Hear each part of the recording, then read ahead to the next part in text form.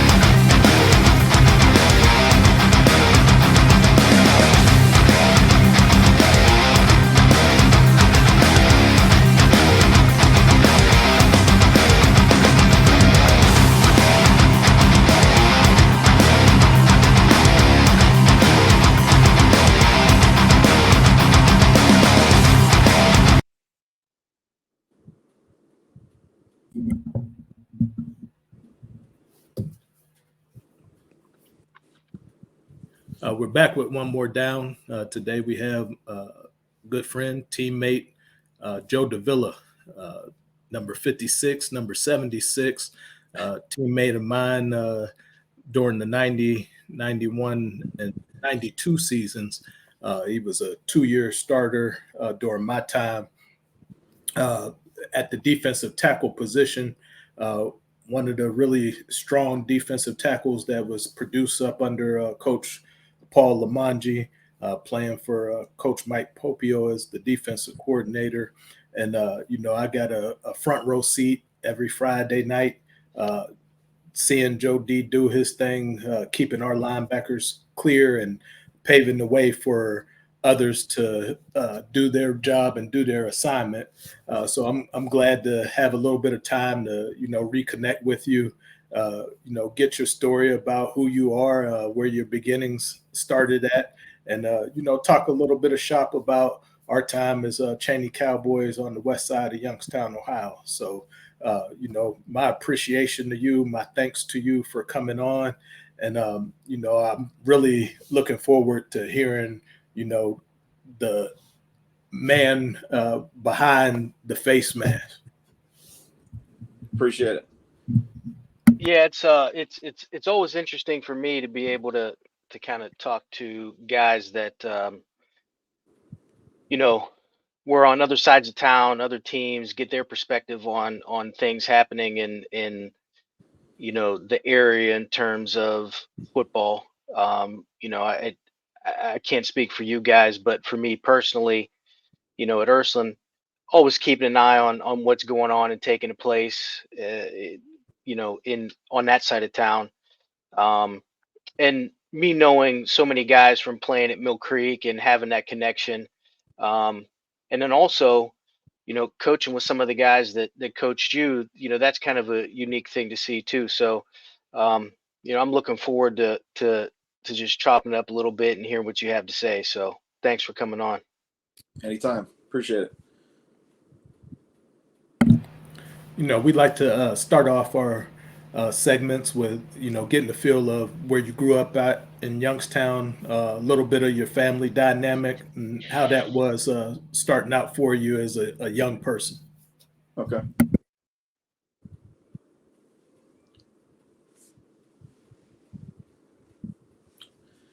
Grew up in West Side, High Lawn Avenue, right off Bella Vista. Grandparents pretty much raised me the whole life. From there, man, it was, grandfather used to take me to games, and I used to be able to watch games because we lived right there. So I remember going up there watching scrimmages and, just waiting for my time to be able to play there.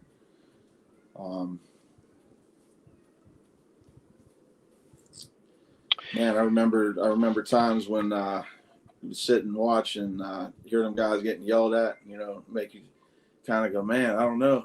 I don't know if you want to play there or not. But no, I would never go back, man. It was just unbelievable experiences with everybody.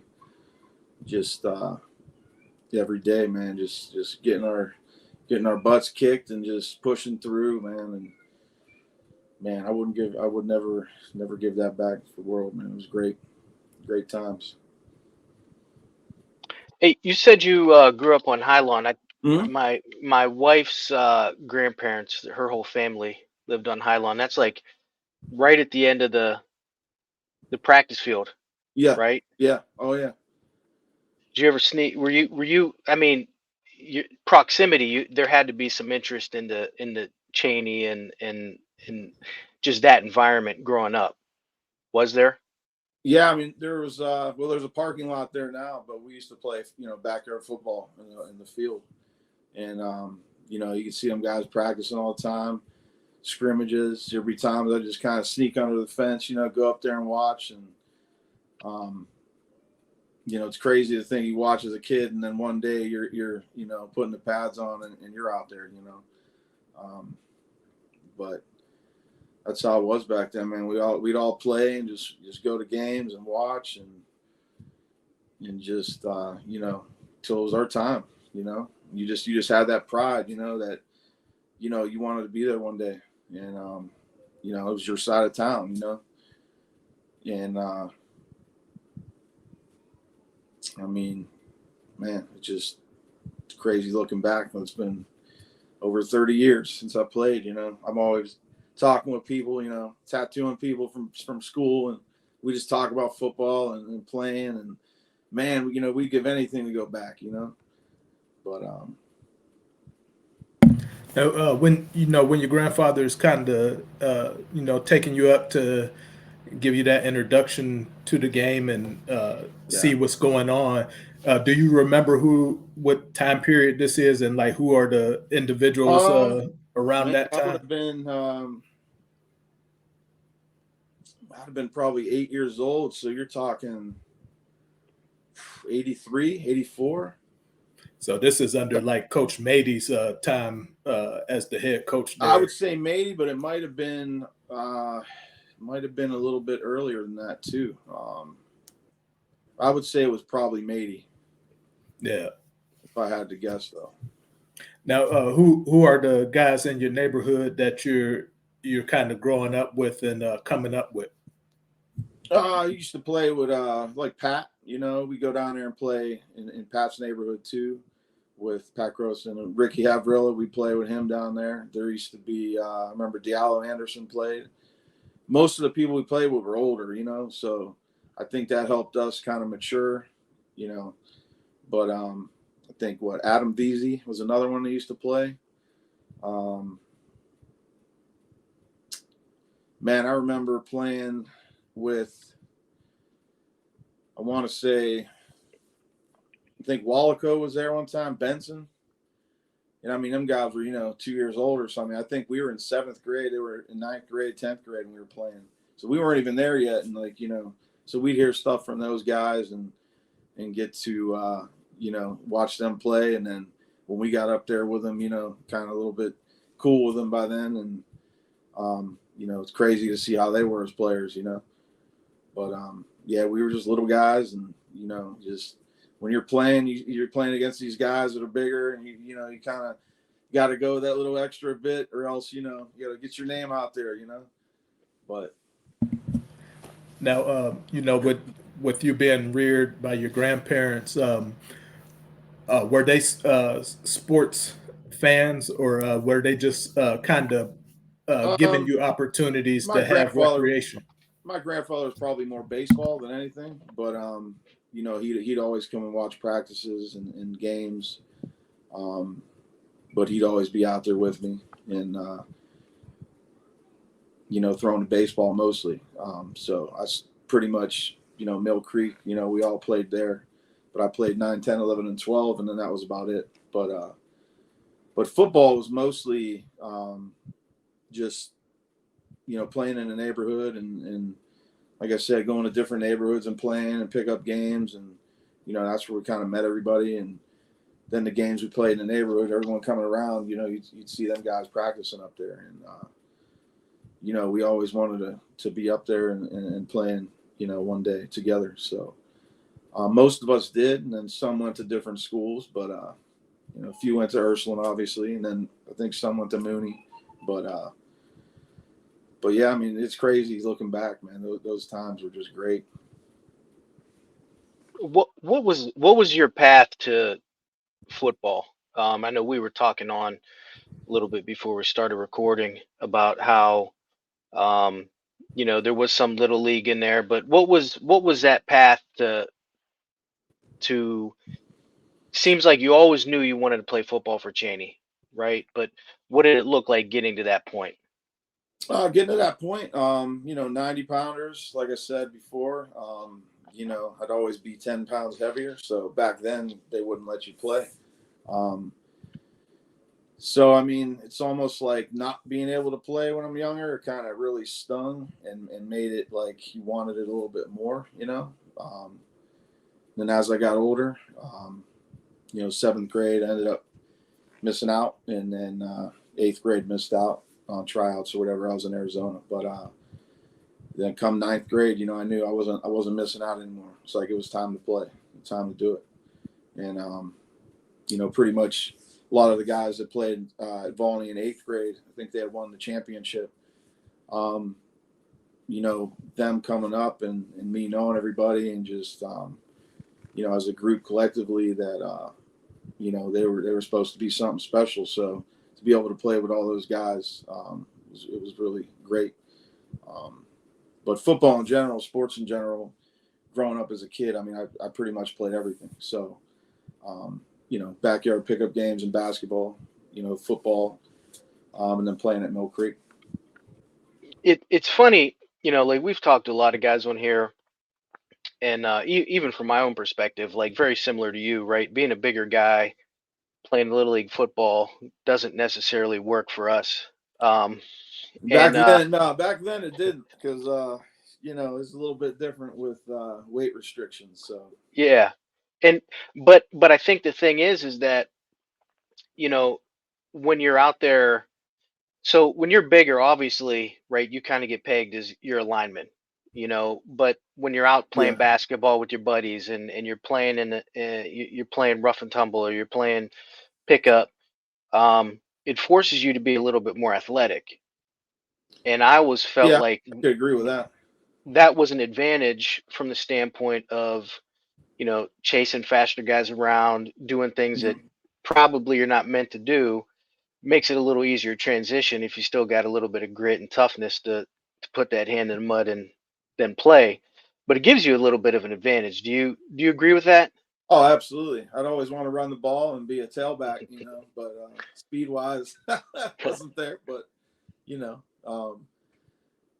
but I mean, becoming an offensive lineman, like, I mean, man, I just from the time I was an offensive lineman. That was it. That's where I wanted to be. I mean, I preferred to be on the defensive side as a freshman, but I started on the offensive side. And then we had a guy go down, and they said, "You're up, next man up." And I was like, I'm not letting this get away from me. I mean, that was my opportunity. So, I mean, I took it seriously, And I mean, growing up, getting to watch like how them guys practice and getting yelled at and running sprints. I mean, I got to see all that. And I mean, I knew when you got up there, like it was the real deal. Like it's not, you got to take it seriously. And you buy into what they're selling. And you just trust them. You trust your coaches and stuff. But yeah, as a lineman, I mean, it's the best. I mean, but growing up, when you're playing basketball, you want to be a point guard, and then like I said, you want to be a tailback, and then deep down that you're a lineman, but you got to try it. When I think back about that time period, I'm coming over from the south side of Youngstown. Mm-hmm. And, as I enter Chaney, it's that progression of, little success, a taste of the city title.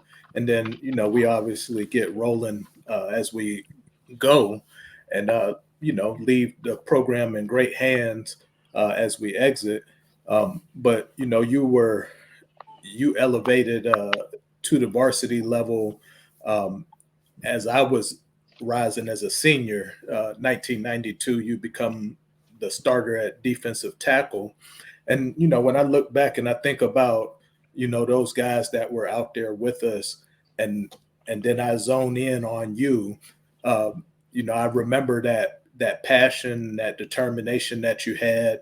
You were always a guy who was serious and about business in the weight room. You worked really, really hard, and you cared about what you were doing out there. And I think that's what may have set you apart from some of your peers that were in your class, is just that drive and that intensity to get better day in and day out. When I came up as a starter, as an 11th grader, we were replacing guys that left the void there, and that senior class ahead of us just did not take advantage of what was there up for grabs. In your case, I think you demonstrated through your work ethic that, this was your spot to have, and you were the guy for it, because, in our defensive scheme, it called for 2 defensive tackles. We had guys that were a grade ahead of you, similar stature, but nobody had that intensity like you, and you protected your position like it was yours to lose, and you weren't going to give it away. What was your thought process? What was your conversations with Coach Lamonji, and when did you realize that you had worked yourself into that position and into that starting rotation? I mean, starting out younger, I mean, you're going against all them guys that are older, and they took it seriously as well. I mean, Lamonji, I mean, he was straight up with us, and if you had to work on something, he told you, he didn't beat around the bush, but all those guys, I mean, it was a tight knit unit, and as you're coming up and you are replacing those guys, you understand that when they were there, what they built, like, you couldn't let it go backwards. Like, you had to elevate it. And then especially you don't want to let your coach down as well, because if you're out there playing, bad ball, I mean, that's a reflection on him too. And, I mean, he was there every day, just like we were, putting in more time behind the scenes. But, you had that respect for those guys that you weren't going to let them down, And then your guys next to you, I mean, you're not going to let them down either. But just, breaking down with units like that, you guys, you become family. But, like, it's just different when you're in your groups and you understand, like, what's at stake, But, yeah, I don't know. I'm not the best at speaking, but No, It's all good. I mean, no, for me personally, like, I mean, I took it way more seriously because, starting out as a freshman, I wanted to play defense and I was on offense. So, like I said, when I got that opportunity, like that's my opportunity. So if you let it slide, that's my fault, and I wasn't going to let that happen, And if somebody was better than me, and they take it, well, you got to work harder, you got to get it back. But, for young kids today, but as far as we were as a unit for defensive linemen and offensive linemen, we didn't want to let our coaches down, man. We just, when we went out there, we wanted to look like we were prepared, and we weren't going to let them down, we were winning that game. We were winning them battles, and, being a lineman, I mean, that's what it's all about up there. One of the things that I think a lot of people without some of the knowledge of the defense that you guys ran, the 40 read,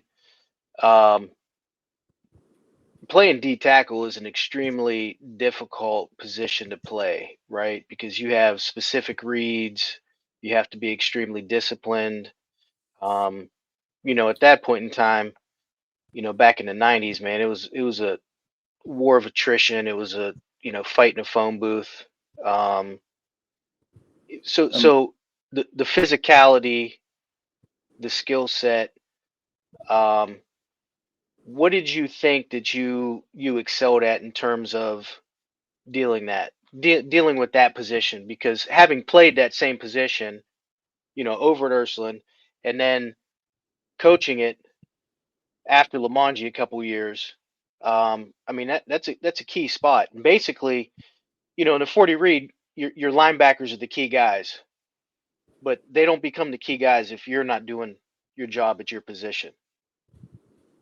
So how did you feel about that, and what did you think you excelled at from that standpoint?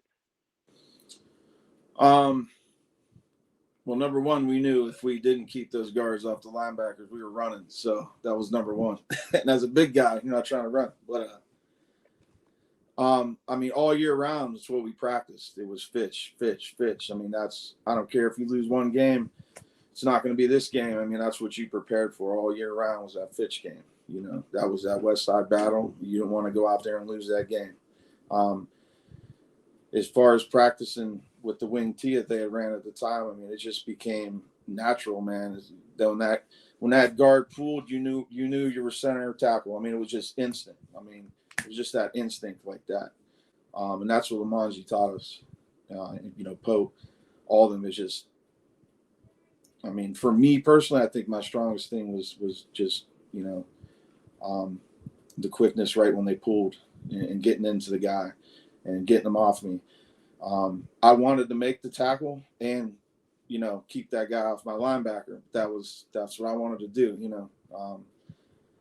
so that was my personal goal. It's like, I don't want to be the guy just hold the guard off the linebacker. I want to get him off, keep him from going to him and make the play, now quickness wise, might have needed to get a little better there, but you weren't a slouch because as a junior, you led our team in sacks with 5.5, and you put up 56 tackles, in production, and those are really great numbers for a guy who's usually playing in the gap where the double team is coming. I think when I listened to you all these years later, I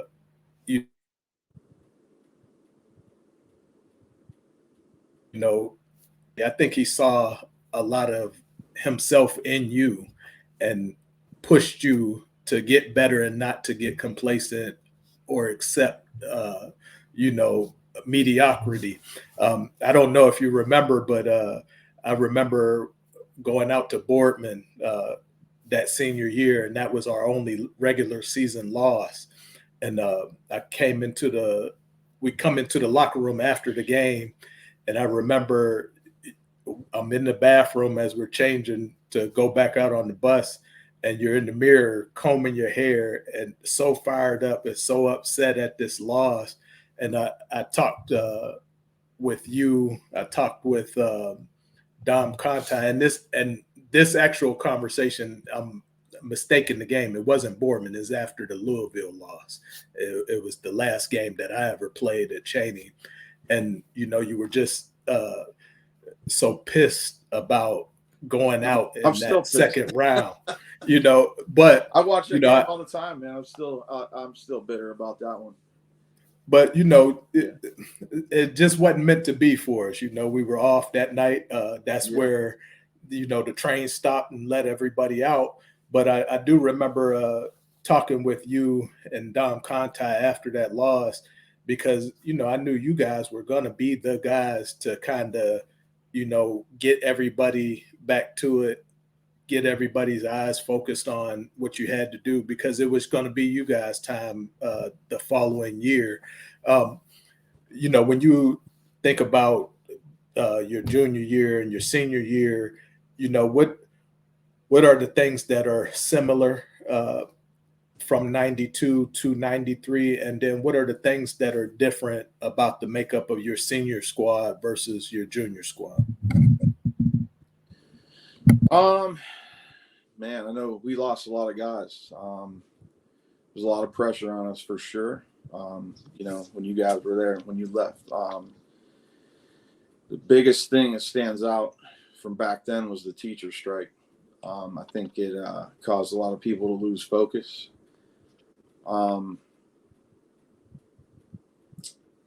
Had to do a lot of soul searching, because you didn't know, like, you're going to practice this whole year and then it just gets taken from you, and you don't have an opportunity to play those games. Whereas when I was a junior, like, we didn't have to worry about that. That will be the biggest thing for me as far as that. Moving from junior to senior, as far as leadership, I mean, you had to take control, and you had to get guys to buy in the same way you guys did with us, and so forth. I would say, talent-wise, I think I don't think we were when you were a junior or when you were a senior, and I don't think we kind of gelled yet, I don't think we came together as a unit until, I'd say, I think we came back from the strike. I think we played Boardman when we came back from the strike, and I think that was kind of when we kind of really came together. But I think before that, I think everybody was kind of just didn't know what was going on, and I don't know if that played a part or not. But I mean, those are the biggest things that stand out for me. What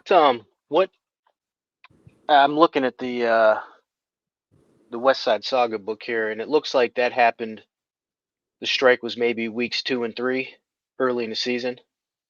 Man, I feel like it was a month. I think we lost 4 games, I think. It says 5-2. So we made the city games we made up at the end of the year. Yeah, okay. I believe so. Okay. We played Fitch, and I believe we lost 21-0, or 20. Was it 21-0 or 21-6? Yeah, 21-0. 21-0, and then Camel, I think, was next. Yep. And I think we didn't get to play them, and then I think after that, I think we had Easton Rand maybe. Yeah, Fitch, Camel, Struthers. Struthers. That would yeah. So we lost Camel, Struthers, and 2 city games, and I think we came back when Boardman. We came back week 5, 6. Could be. And so at the end of the year, we played the games that we missed at YSU, and made up the city games there. Which, I mean, you think about it. Number one, when do you see your most growth as a coach and as a player? Probably from that first scrimmage to week 1, and then week 1 to week 2. And if you're missing that, that's then let alone those guys are already in playing shape when you go Boardman. And I think you lost that game 7-6. 7-6, yeah. Yeah. Yeah. Yeah. were you guys practicing during the strike? I don't know if on camera I could say that, but I think Ron already has said he was. So it was we as players organized it. yeah.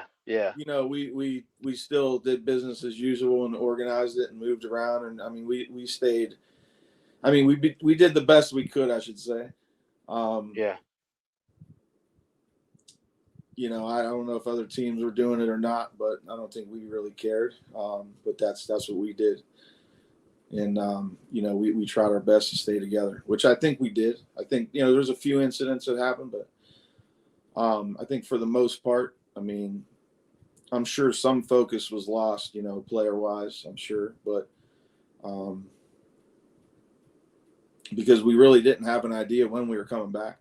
I mean, after week 1, after week 2, after week 3, you're like, all right, what's going on here, And then finally we knew we were coming back. I mean, I think that's where everybody, it was like, all right, man, we're back. We're serious now, I don't want to say we're serious, but you felt like, all right, this is the rest of our season. We're going to play it out. There's no more things going to happen to stop that. So, and Boardman, when we lost Boardman, I think it really pissed a lot of people off, and I think we came together. I think that Boardman game was the one. But when you're a guy who's had that success and that playoff experience, and then you run into a challenge like losing a couple games from your senior year, and I think I know the answer to this, but I'll ask anyway. Does it put a damper on the outlook for what you had prepared for, or do you just stay in competition mode and it's like, okay, when we're able to get back to playing, I'm gonna get out there and do what I usually do? I think the biggest thing, man, was back then was every year, when those guys graduated in 91 and we were coming into 92, you wanted to do better than that year. You wanted to make them guys proud. And then from, when you guys left and we were coming in, I mean, it was the same thing. Like, we wanted to beat Fitch again. Like, we wanted to go to the playoffs and win 2 games at least. You know what I mean? Like, we wanted to be better. And when that got taken from us, I think it was tough. And, I mean, I think there was some focus lost, I'm sure, but I wouldn't say everybody lost focus, but coming back, I think we were back on track, but we still, like I said, we couldn't fulfill what you guys did and everybody before, because it got taken away, So Do you think we still worked out and stuff? Like, we still went to the gym together.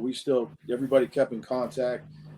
I mean, when I say lost focus, it's just when you're in school and you go right to practice, like, everybody's there, where when you're meeting at, Rocky Ridge to practice, I mean, you got to make sure people are coming. You're calling people. I mean, it's just, you're used to just going to school and putting your pads on, So it was a lot different scenario than, that I was, all 3 years we were there. When you guys were there, like, we didn't have to worry about that. So that's some real life stuff, man. Just, It sounds like you're saying that the standard and the bar had been set, and that disruption it disrupted kind of took away from the goals that you had envisioned for yourself. So what I was going to ask, springing off of that, is your class still has that opportunity to leave their mark and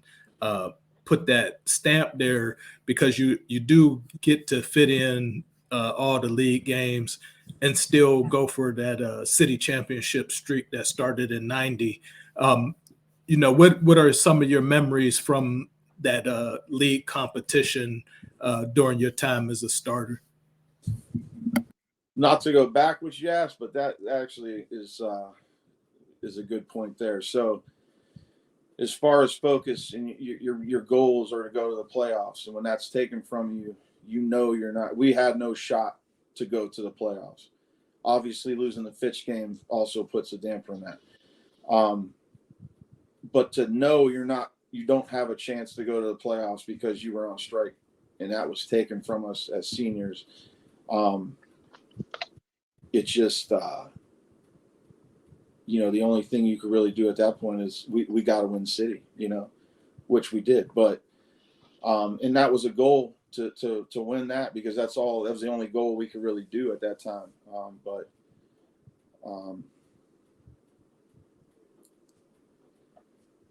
I don't know, man. It's tough. It really killed our senior year, man. It's just looking back,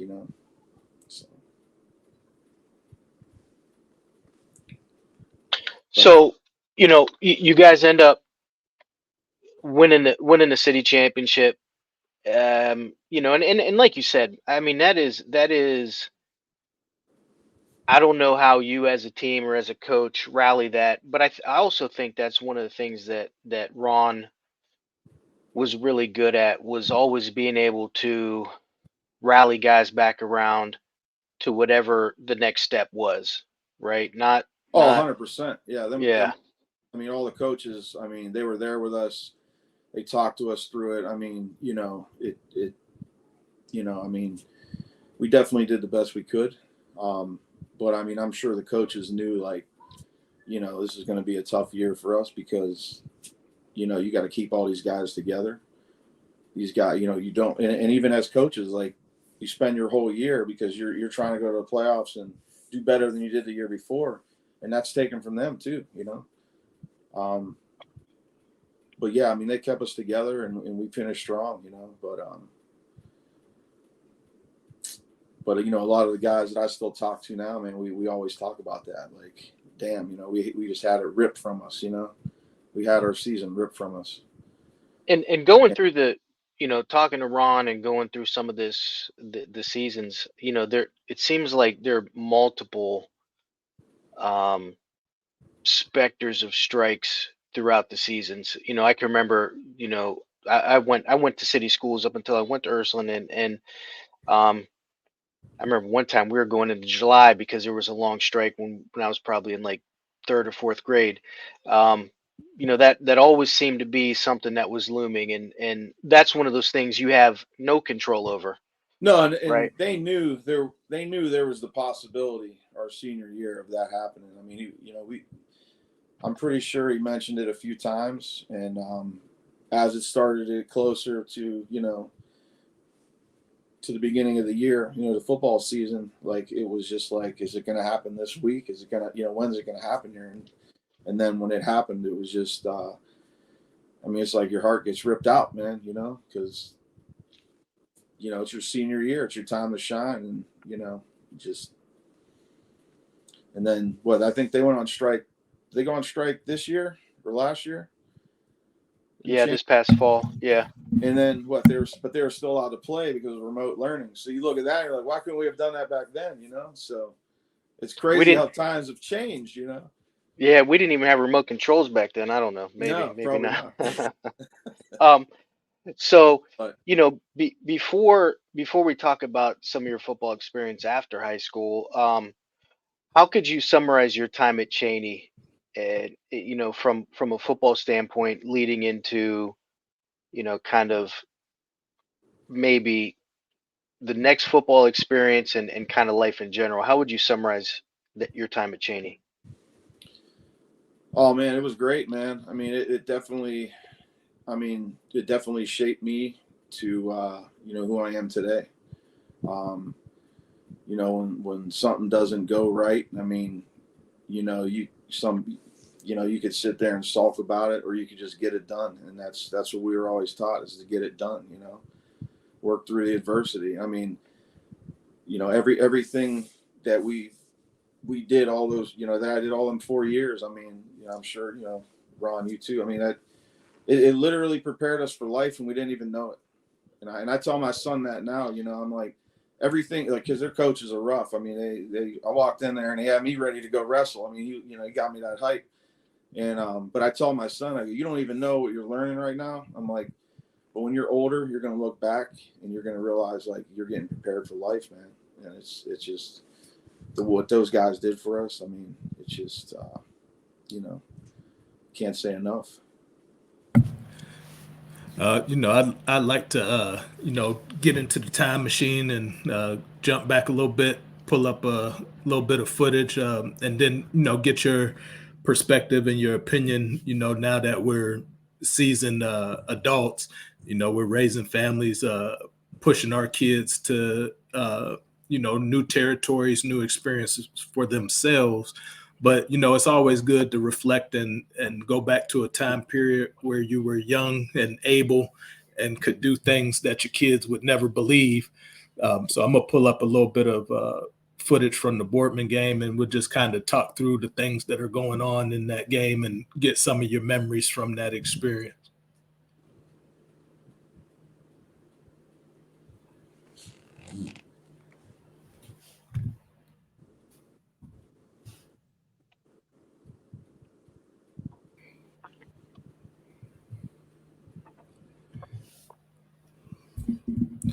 All right, so this would be 1992, your junior year, my senior year. We're coming into this game undefeated. I think we're 6-0 at this point, coming off of a season the year before where we only had one regular season loss to Benedictine, and then we get the little taste of playoff football down in Steubenville. But I think this represents a period in your life, my life, where you're in competition mode. You want to be a conqueror. You want to hoist that trophy at the end of the year. So this is one of the squads that year in and year out, you just know you're going into that atmosphere and it's going to be a dog fight either way.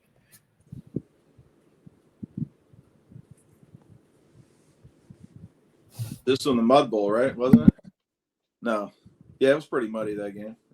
Yeah, I still contend that they wet the field down before the game because I don't remember it raining that week. But you see the how the turf is right here at the opening of the kickoff. Terrible. But 2 series in, it's all of a sudden it's just a bowl of slop.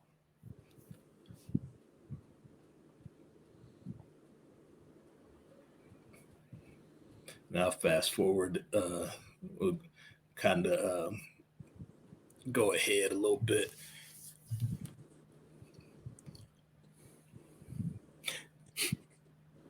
Do you remember any of these guys from that squad?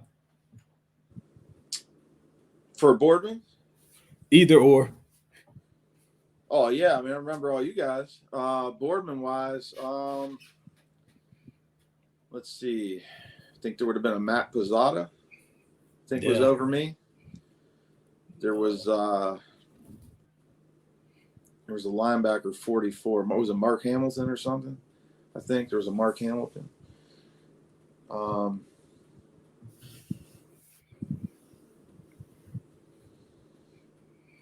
Not too many on their team, really, that I can remember other than the guys I was kind of up against. I think 72 is at Pizzata. Yeah, he got a lot of shine that year. You got what, Mager at center. I think Carl was getting some action at guard. And then you had Tulipano. 74 There's your boy Grossen. Yeah, that's Pat. There's Carl, 53. Let's see, Ricky.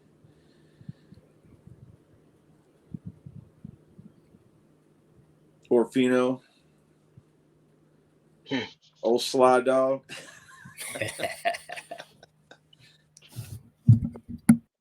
Uh-oh, look at that line.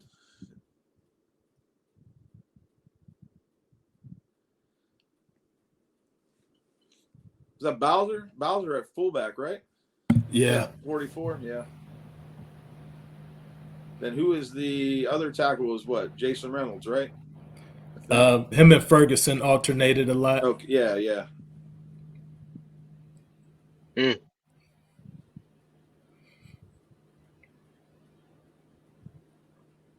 All right, so There we go. here's our first series of D. You're right in there next to Kenyon Meadows. And And then, so, before we continue to roll it, obviously we're looking at our second wing T team of the season. By this time, you're well ingrained into the buck sweep and inside counters and traps. So what was your responsibility and your job going against schemes like this? my job was basically wherever the guard goes, that's where the ball's going. So if the guard goes, left, then the center's coming down on me. If the guard goes right, then the tackle's coming down on me. As soon as that guard moved, man, it was like instinct. You knew where you were going.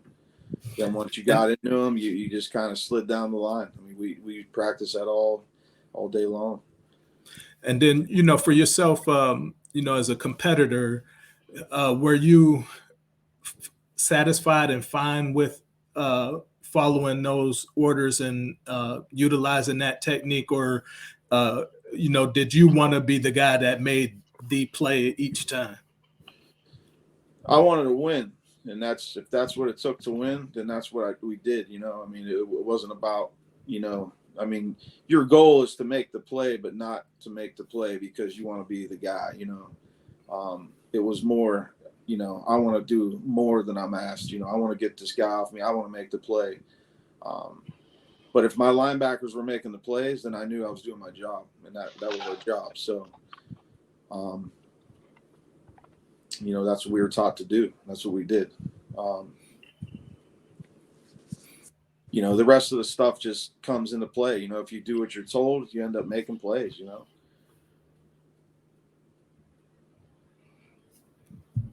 I think that's Jason Chickalo that Kenyon always just used to ran crack me up because he was so quiet and nice, but on the field, man, he was a maniac. So looks like you're in a 3 technique there. Staying disciplined, parallel to the line of scrimmage, following flow.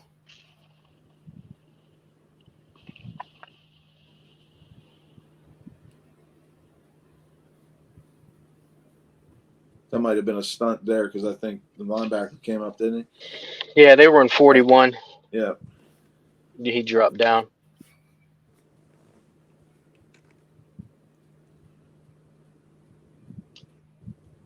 You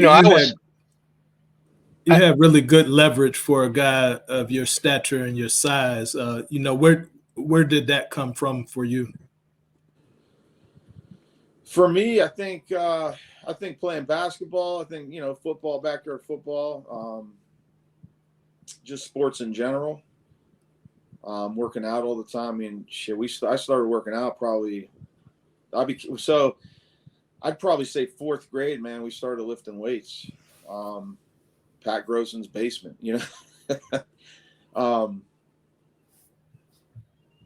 but competing against guys better than you is, I think, what really, for me, helped me the most because,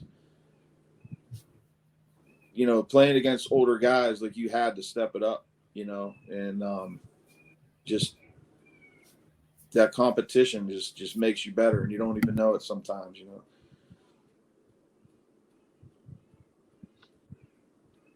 One of the things that I would tell Fernando DeChellis, Fernando, right? I think I met him a few times. Yeah. Yeah. It was, like, even a play like that, right? So looks like the guard pulls. There's plays to be had. If you read your keys. Oh, yeah. Like right there, you know what I mean? There's plays to be had where you're either making it bounce and you're letting somebody else get it, or if the back hits it in the hole, you beat the center across the face, or in a G block. There's not much you can do on that, like on that double team. I mean, that's about as good as you can play it. On that was taught to, engage. If you corner your eye, you see him coming down, and you drop and split it. Yeah, I mean, and that's where you're getting spots. But Then you had other guys that weren't necessarily playmakers that couldn't read real well, and you're just trying to keep guys clean. Yeah. You know,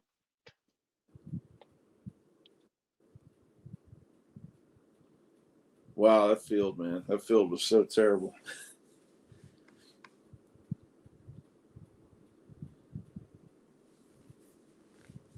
home field advantage, gentlemen. That's it. What's a home field? Yeah, really. That's why I said it. That's the advantage.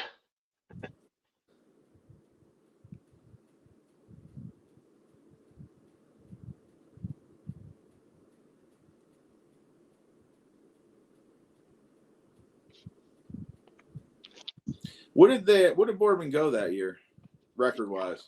Do you happen to know?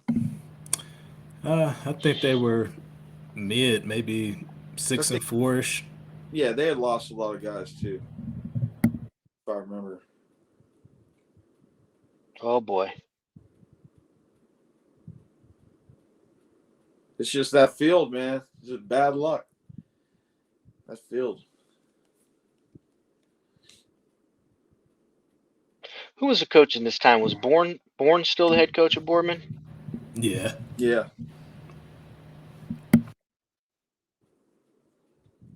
He just got his 300th win 2 years ago.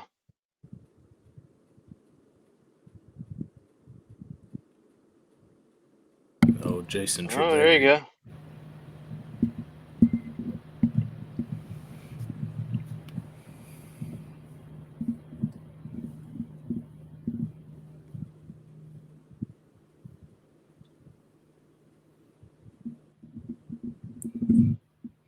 And we end up losing medals in the second half of this game, and that really hurt because he was really controlling the edge.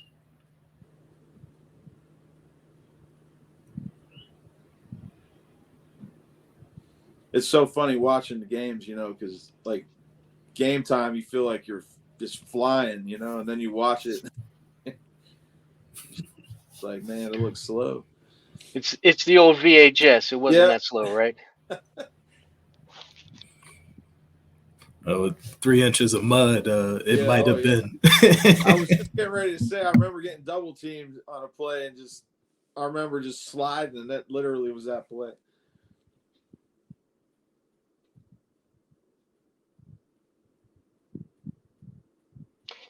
Unbalanced, huh? Toss.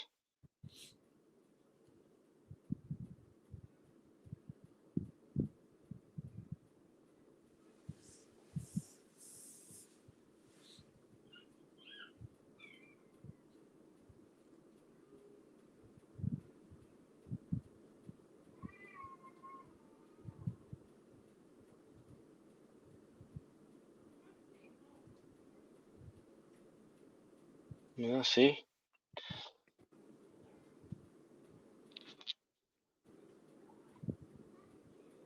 Now, did you have relationships with like Paige and Tom? Oh yeah.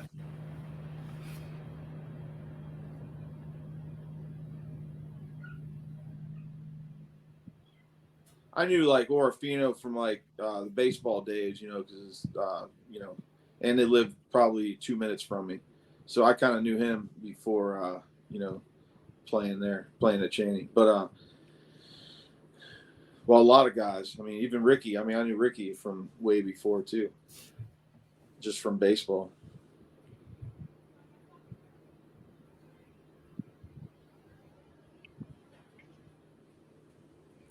That's right, where Meadow strains his shoulder, and then he's done after that.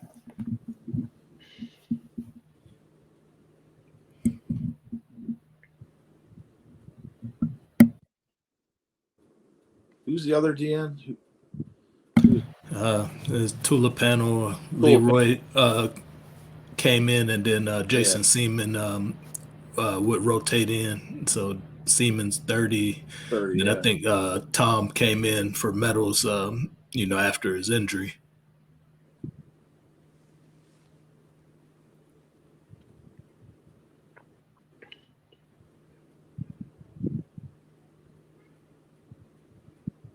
Was that Joe Wilson, 72?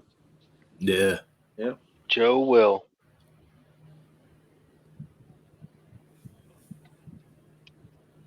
And I think this kind of hurt as well because if I remember right, Meadows had a choice of which side to go to depending on strength of formation. Yeah. But I don't remember them allowing that with the other guy. So, that was big because he could go and match up. And that just kind of made us a little more one dimensional.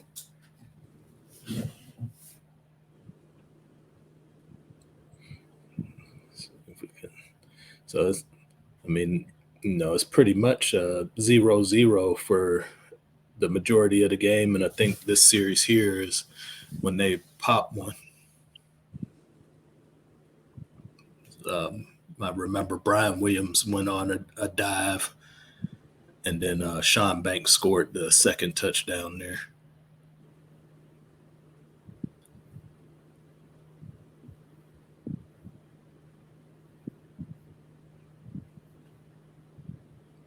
This may be it. No. Yeah, that's one of them. Sean Banks end up at Mooney? Yeah. Yeah.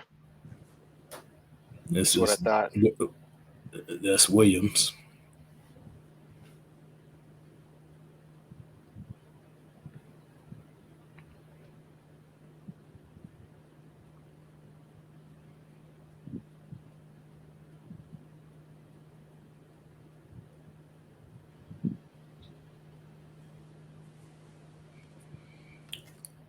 What was the final of that game? 12-0.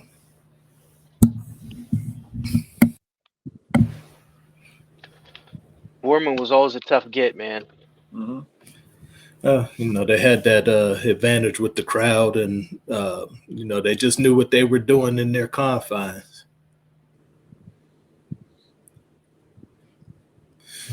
So, as we shift away from, the athletic experience and football, you were relaying to us earlier, your experience trying to find a landing pad for yourself. Can you take us through some of that progression post high school and then lead us up to what you're doing and operating in today? Yeah, once I graduated, man, I just basically, just working jobs here and there. One thing led to another. I got an apprenticeship to tattoo, and I kind of started getting tattooed when I was 18, and when I landed the apprenticeship, and then started tattooing. Just kind of went from there, and then probably, I want to say about 7, 8 years in, ended up opening up my own shop, and then which was 2010. We expanded in 2012. Actually got in a bike wreck the summer of 2012, pretty bad. Broke my femur, ribs messed up, broke my nose, glass in my face, all this stuff. Anyway, about 3 months I was out of work there, and if I didn't have the shop, it'd probably been a rough time, but it kind of got me through. Then I finally started tattooing again, and then I believe in 2014, I believe we expanded again, and then that's how I had my son, January 28, 2014, my son Angelo. 2015, we had expanded, and the last expansion we had just remodeled, so we kind of opened up a barbershop, and my girlfriend at the time, she does like aesthetics, so she was working there, and then a guy that we had gone to school with, Javon Mallory, he came in as a barber, and there was a few more guys, and then in November of 2015, we ended up moving down the road. If you're familiar with in Austintown there where Barry Dingles is, right across the street from them, next to Dunkin' Donuts. So in 15 we moved there, and we've been there since. And then in 2020 I had my daughter Carmela, and it was during the whole COVID pandemic. It was pretty rough. Almost didn't get to see her, be delivered because they're only allowing her in there and nobody else. Well, then they changed it to where I was actually allowed to go in there. We were actually contemplating a home birth at the time. 2017, I got married, But yeah, my daughter, man, she's spunky, and my son is 10 now, and he's wrestling, and he wants to play football, but I think flag football might be the way to go for a few years, just to kind of get him into the mix. But that's it, man. I moved to Canfield, and I believe it was 18, and I've been here since. So, when you're a guy that's a business owner and self-employed, what are some of the pressures of being a proprietor and all of that responsibility falling on you? And then what part of being an athlete do you take into that aspect of business and just fending for yourself? The number one thing, adversity. If you open up your own thing, or you're pursuing that, there's going to be a lot of that. So if you can't get through that, it's going to be a rough time for you. For me, there was a lot of rough times, but if I didn't play football, I probably wouldn't have got through it, with the bike wreck and everything else. But from playing football, I feel all that got me through everything. There's times that, it's like guys leave and you're down a guy, and, you take a big hit financially, but you just rebuild it. And you just got to keep going, man. You just got to have that drive, starting out is always tough in whatever you're doing, when you're working for yourself. But you just have to have the mentality that it's going to work, and, you're not going to stop until it does. And, a lot of kids coming out that if they don't go to college or whatever, you'll go to college, and, after that, they don't go to the pros or whatever they're doing. Like, it's the same thing, man. You just, do what you love and go with it. And those tough times, you just gotta, sit back and just get through it. And, playing sports, definitely helped me, and I'm sure it helped a lot of other people. But, that'll be the biggest thing for me. You just got to keep pushing, eventually it pays off, and then when it pays off, it's something else, but you just got to keep going. What motivated you to take that step to go and do your own thing? I would say for me, I got to a time in my life when kind of start looking at, the bigger picture down the road, and I was, starting to get older, and, you got to fall back on something eventually. So, when I started, it was a small little shop, about 900 square feet. And then, the landlord I had at the time, he gave me an opportunity to expand, and, I was able to get another couple guys to come in. So, it worked out great. And then, a couple of those guys left, and I got another opportunity to expand again. I think it was like 2,000 square feet for $600 a month. So I looked at it as an opportunity to build again, and that's what we did. And then that's when the Barbershop came about, like I said, in 2015. And if you'd have saw when I started, what the places looked like, I had to pretty much gut them and redo them all. But you just dig in and just go to it. And I didn't even think of failing at the time. It was just kept going. There was days I'd work till 4 a.m. remodeling, and then wake up and tattoo from 11 to 7 and go right back and work on remodeling the shop,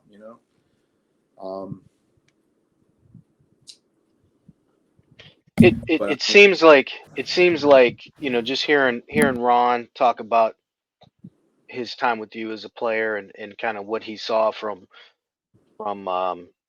your personality and getting after it in the weight room and taking your position seriously in terms of hanging on to it. You saying, I'm going to work at it. If I get beat out, then I got to get better. Just that ownership of what you're doing, right? Your stamp on it. I mean, it seems like that was ingrained to be your own man, and maybe and not that it's wrong to work for somebody, but just kind of like stepping out and doing your own thing and having that self-confidence to do it. Yeah. Yeah, I mean, growing up, you can be taught so much, but when you get into the real world, I mean, that's where, you got to kind of do your thing. Playing football, like I said, it's just everything you deal with and go through. I mean, you use that in life, and I mean, even if you didn't play sports, I mean, you still can get through things. But, for me personally, I feel like, just all those years of hard work, man, you refuse to quit, and then owning your own business. I mean, I guess you could go back and say leadership, you kind of look at that too. But for me, I mean, with tattooing, at least you're kind of, each person's doing their own tattoos, their own work. So everybody is got to kind of look themselves in the mirror and, instead of pointing fingers and kind of just, just bust your butt and get better. And, it's part of life. With you being in this industry and the art side of it and the expression side of it being at the forefront, what are the misconceptions, with you having the artwork, high up above the neck? Do you have instances where you feel people's interactions with you out in the general public may be swayed by your love for tattooing and your all-in attitude and what you do on a daily basis? I mean, when you're, if you go to a store or something and, you walk in there and people see your tattoos, they treat you differently. But when they find out you do tattoos, now you're on their level now, so to speak, now you're cool, But when I, getting tattooed, younger, like I'd walk in somewhere and, you see people looking and treating you a different way, and you're like, damn, I'm the same person, like tattoos don't mean anything, they're for me, and, you get a little bit of a taste of life. So, just kind of as I've gotten older, you just kind of let it go. But yeah, I mean, you get judged until when they find out you're a tattoo artist. Now all of a sudden things change. You're the cool guy, and it's a little different. But yeah, with having a ton of tattoos, you definitely get looked at differently. And like even young kids coming in, like they'll want to get their hands tattooed, their face or their neck, and it's like, nah, man, you don't want to do that. I'll talk to them and I'm say, look, you don't know what you're going to do the rest of your life, and you could always get this tattoo down the road. But right now, like if you get that, there's no going back. Like once in it, and if you feel you want to do that and do it, and I mean, then do it. But as a young kid, like you don't know what you got going, and most of the time when I talk to these kids, they end up not getting it, just because they kind of think like, all right, because I see it on TV, it's cool, I want to get it, but then, real life is people are going to judge you differently, and I tell them that, but so. And then can we talk a little bit about the semi-pro experience that you had and the time that you got to share with our teammate Bill Burton? Yeah, I started playing, like I said, in 15, and a couple instances happened where a couple guys quit. We needed a lineman, and I reached out to Bill and I said, "Hey, we need some linemen." I said, "You want to pad up?" And he said, "Oh, there's no way, man. I'm doing my rugby thing, you know." And he's like, "My wife will kick my ass if I'm, you know." I said, "Come on, man. You got to do it one last time, man." I'm like, it's just, you know, put those pads on. So he ended up doing it. And this is going to be funny. He's probably going to get mad, but he jumped off sides as the first play. And in high school, he had done that a few times. So we were really messing with him about that. But it was cool to get to, you know, play with somebody again. And, you know, from back then. And then there was a lot of actually, you know, on the team, there were some kids from Chaney, like younger kids, you know, that I got to play with. So it was pretty cool. It was, you know, I'm like the old guy, and, you know, they're like, "Oh, who's this old guy trying to relive his dreams?" You know, but I feel like once I got on the field and started playing, and, you know, I start feeling like the old me, just not in that kind of shape. But you know, I think those guys kind of rallied around me a little bit, so it was pretty fun. I got to actually play with Ed Mack, so that was pretty cool. And then there was a couple other kids from Chaney as well, but Eddie was pretty good. Did it have the same did it give you the same fire as when you were playing in high school? Oh yeah, and I would say there were things I was able to do that I wasn't gonna have to run after. You know what I mean? But you know, hands on the throat, whatnot. You know, different things you can do as a lineman, and you know, in high school, you know, and got caught for that. It might have been, you know, you've been running for probably a day straight, but you know, it was cool. And Bob would, you know, Gessler would kind of, you know, he'd just shake his head like, "You guys, you know." But no, it was fun. But I would say after the third year I played, it's, you know, it's like, all right, I'm 39, 40 years old. It's like it's time to hang it up here. I think so in 15, the first game, I couldn't walk for 4 days after. I was just going to ask And you, what's it like recovering after a game at 39 the compared to first game, I 18? couldn't walk for 4 days after, and my wife's like, "I told you so." And I said, "You know, this is something that I've wanted to do, and, you know, I worked hard for it." And she supported me, and you know, told me, "All right, do it." And so you know, I worked out for a good year. I got back in shape, and then you know, I felt pretty good. The only thing for me, physical wise, that really was an issue is when I got in my bike wreck, I had to get a titanium rod in my leg. So it was kind of, my left leg's a little weak, but it was, you know, it was a little hard there. But other than that, man, it was pretty fun, you know. But it kind of felt like you were in high school again sometimes, you know, some of the teams you'd play, and it kind of reminded me of the Fitch, the Boardman, you know. I mean, it was a pretty good time, but I tried getting other guys to come and play, and they said, "Nah, no way." I think I might have asked Paige. I know I asked Carl Farina.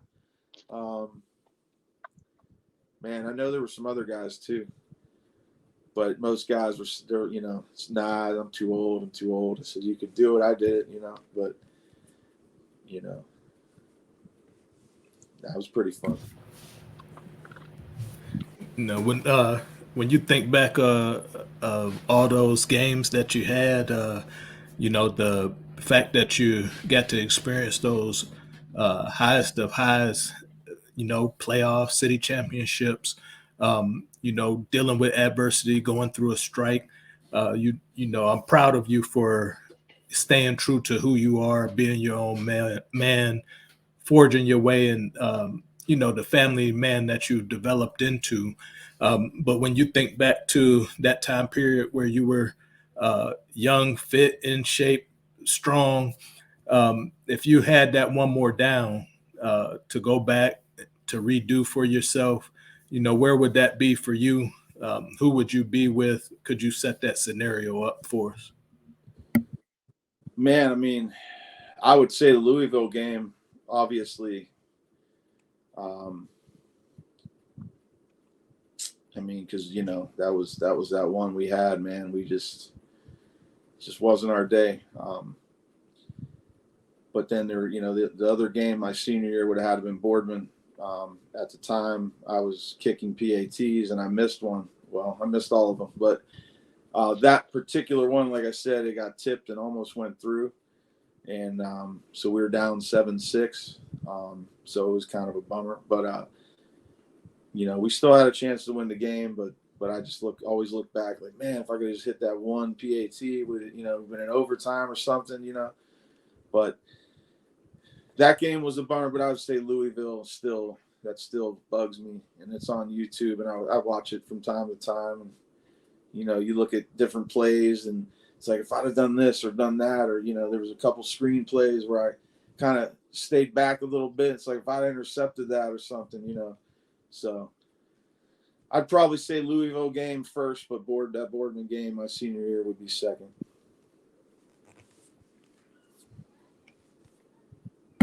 That's tremendous, man. When I think about that time period, and like I said earlier in the segment, I always paid attention and was observant to what was going on around me. You were a guy that always came ready, prepared, and you never had to question your heart, you never had to question your drive and determination.